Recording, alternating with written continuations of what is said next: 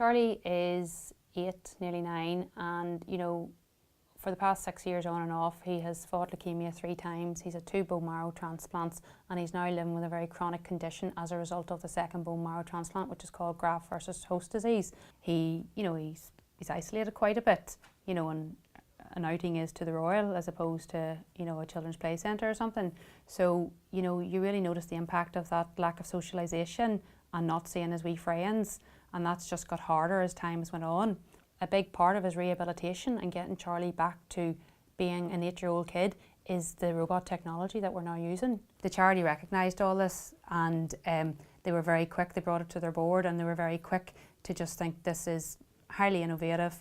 It's cutting edge in Northern Ireland. Nobody else is using this in Northern Ireland, and for a wee boy who's been off school for so long and others like him, this is just where we need to be. So thankfully the Children's Cancer Unit charity, they really embraced it and moved really quickly, because sometimes systems can be sluggish when you're not in the mainstream, but they moved so quickly, and within a month the robot was sitting in the classroom. This is a new and exciting piece of technology. It's very new in Northern Ireland, and we are obviously delighted to be piloting it here. It has been a learning curve from the teacher's point of view and from our point of view as a school, but so far it's going very well, and we're looking forward to using it in the days and weeks ahead. The children were very excited when they first initially saw it, and then when Charlie turned it on and popped in, they were so excited.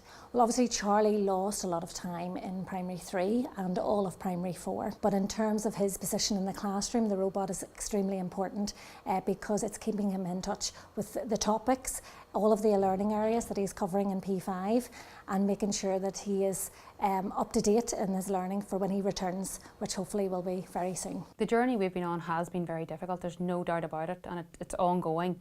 But thanks to the Children's Cancer Unit charity listening to us and really seeing the potential of this robot, we're all smiling again.